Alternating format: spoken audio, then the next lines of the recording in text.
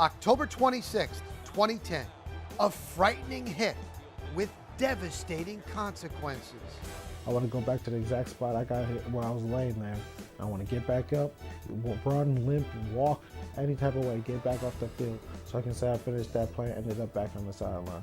Eric LeGrand made headlines last month when Bucs head coach Greg Schiano gave him an actual spot on the Buccaneers roster.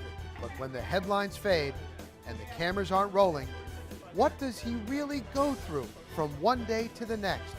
We spent an entire day with Eric and his mom to find out.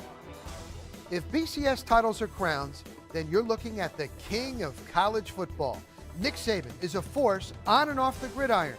He sat down for an exclusive interview with us to talk about the hotbed that is Florida recruiting and to give us a little insight into how he stays on top.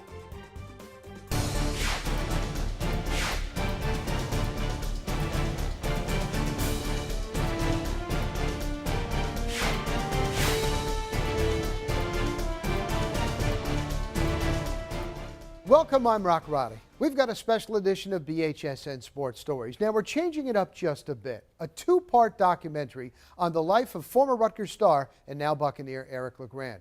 Oh, he might be in a wheelchair, but his will to walk and to be a Buck is stronger than anyone could have ever imagined. Meanwhile, our Adam Kohler will sit down for an exclusive one-on-one conversation with national championship Alabama head coach Nick Saban.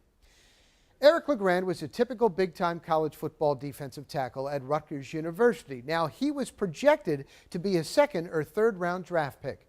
But on a routine Saturday afternoon, Rutgers versus Army, his life and those that knew him would change forever. On this tackle, Eric broke his vertebrae. He would never play football again.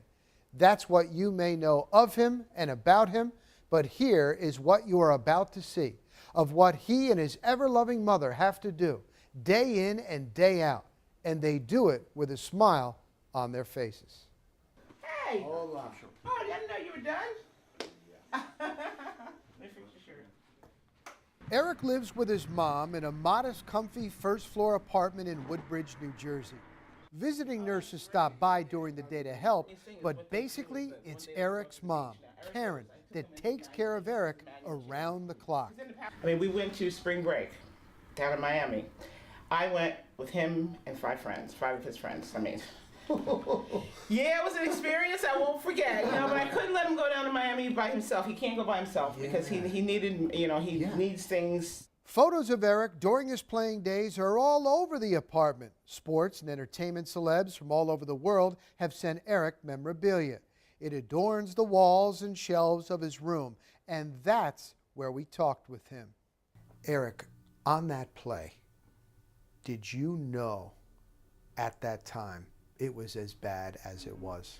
I actually wasn't sure what had happened. I kind of figured it out because I knew I couldn't move my body, and I was just laying there freaking out, not really sure what had happened to me. But you know, once everyone just came in my room, it was just such a positive vibe. Like, everything's gonna be fine. You're gonna be okay. You're gonna get through this. I was just like, okay, this is something light. I can handle this. It'll be fine. That's how it was. But later to find out, my mom told me how people were outside of my room crying, breaking down and stuff, but no one was allowed in my room with any negative thoughts or tears or anything. You got 40, 50 yards of momentum running at full speed, and then you initiate the contact by just throwing your body. This is the house that Eric and his mom lived in for 15 years. They haven't lived here since Eric's injury nearly 2 years ago. They can't. The house is not wheelchair accessible. That will change this summer because a local company is going to rebuild it for them for free. Here on the porch steps, I asked Karen to go back to that day. She says she was sitting in the stands and she knew something was wrong, terribly wrong. I knew it was bad because of the way Eric fell down. I watched him and he actually went stiff. His body just went stiff and he fell down, sort of like you see like a board would fall. So I knew something was wrong. I just didn't know what was wrong. Initially, everybody around me was telling me that, oh, he's just probably knocked out, it's a concussion. But deep down, I knew it was more than that. Not sure what it was. And then when I went out on the field, And Coach Giano came over to me and he just, he looked me in the eye and he said, just pray. I knew right then by looking in his face that it was serious. It was serious. How about what Coach Giano has done for you and Eric? Can you put it in words to describe all that he's done? That's tough. Coach Giano's family. It's very difficult to put in words, how I feel about him because he was there with me right from the beginning. He was there at the hospital at the end of the hall when I didn't know what was going on with Eric. He stayed there with me. He stayed there with me through 9 hours of surgery into the next morning. I mean, my family and I, we were all in the waiting room while Eric was in surgery for 9 hours. We sat there. Coach Giano sat right there. We all fell asleep. He fell asleep. I mean, he never left our side. This was during the season.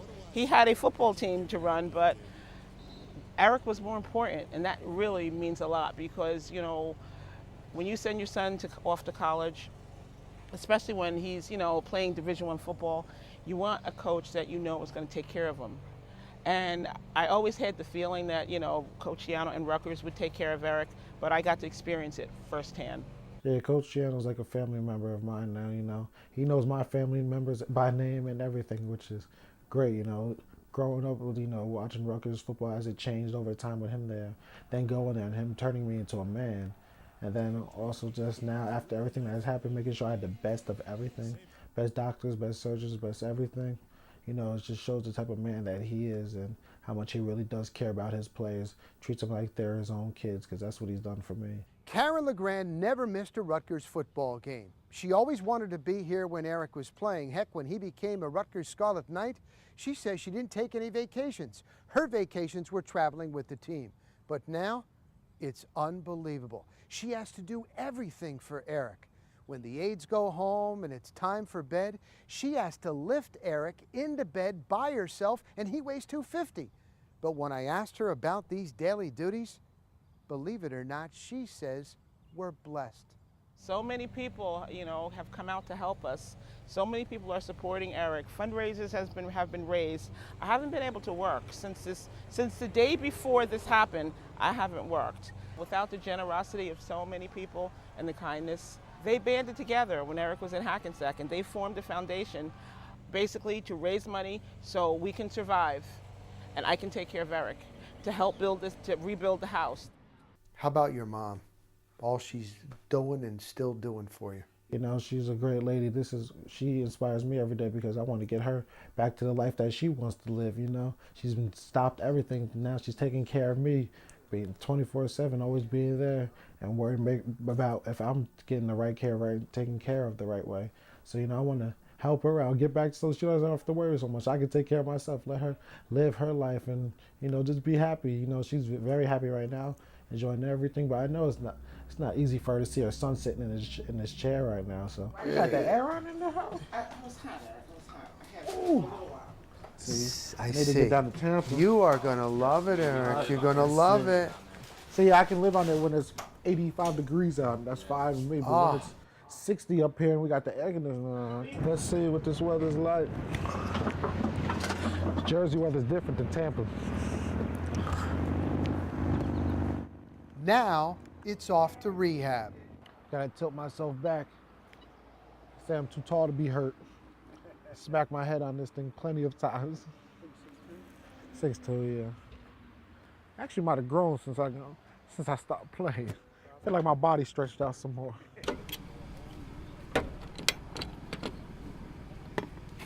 All right, thank you, Odette.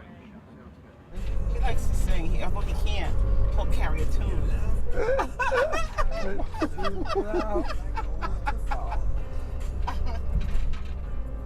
There's no stopping us right now.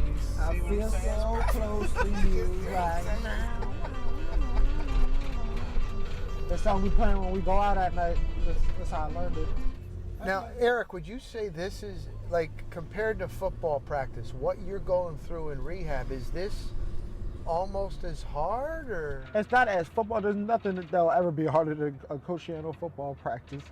But this has prepared me for, that everyday daily grind that I'm going through. Now, some people that get hurt never worked out a day in their life, and that's unfortunate for them.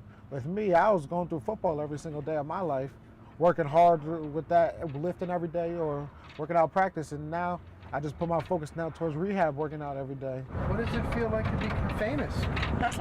It's crazy. It's a crazy life. I like it though, because me, before I even was hurt, I couldn't sit down for 2 minutes. I can't. I need to be on the run. I need to be doing something always. That's my mom. When I used to come home from college, I'll come home, eat, go to one friend's house, go to another friend's house, come home, get some more food, go back out again. I can't sit around. And he thinks he can do the same thing in this chair. Still can. Absolutely. Absolutely. You know, Eric's mom told us a story of a 7th grade girl from Franklin Lakes, New Jersey.